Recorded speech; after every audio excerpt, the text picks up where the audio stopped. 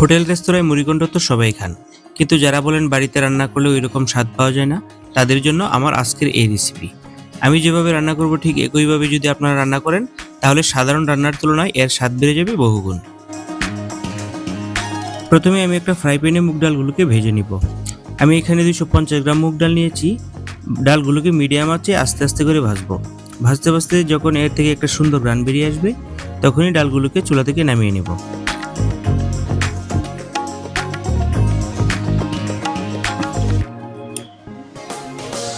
আর ডালগুলোকে আগে থেকে ধোয়ার কোনো প্রয়োজন নেই, ভেজে নেওয়ার পর ধুয়ে নিলেই চলবে।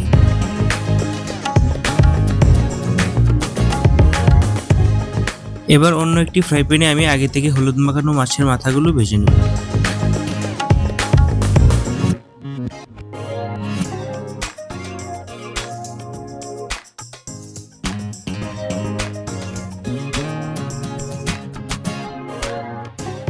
হালকা ভাজা হয়ে গেলে মাছগুলোকে আমি উঠিয়ে নেব।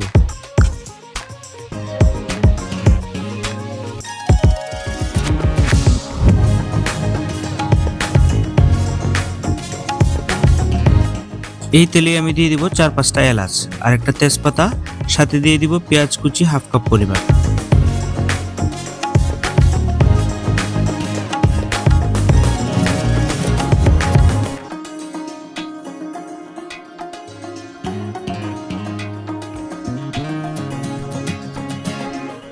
পেঁয়াজ কুচিগুলো হালকা বাদামি হয়ে গেলে আমি দিয়ে দিব হাফ চা চামচ রসুন বাটা, হাফ চা চামচ জিরে বাটা আর হাফ চা চামচ আদা বাটা।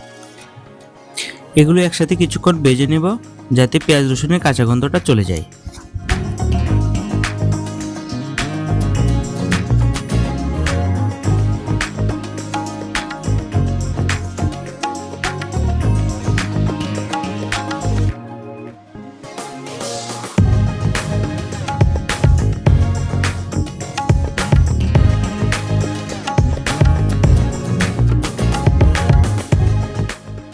পেঁয়াজটা এরকম হালকা বাদামি হয়ে গেলেই আমরা দিয়ে দিব হাফ চা চামচ হলুদ গুঁড়ো, সাথে দিয়ে দিব 1 চা চামচ মরিচ গুঁড়ো।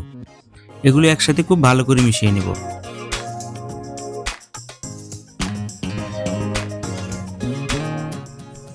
এ পর্যায়ে আগে থেকে ভিজিয়ে রাখা ডালগুলো দিয়ে কিছুক্ষণ নেড়ে চেড়ে ভেজে নিব।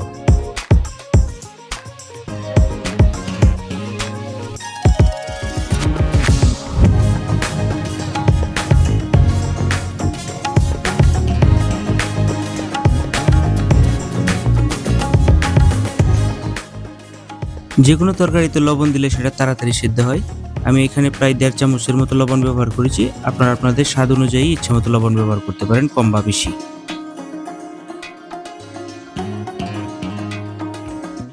200 মিলি পানি দিয়ে আমি একটা ঢাকনা দিয়ে ঢেকে দিয়ে প্রায় 15 মিনিটের মতো মিডিয়াম আঁচে জাল করব।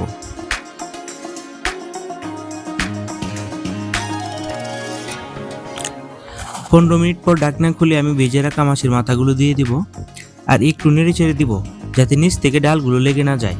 ডালগুলো পুড়ে গেলে মুড়িঘণ্টের টেস্ট একদমই ভালো আসে না।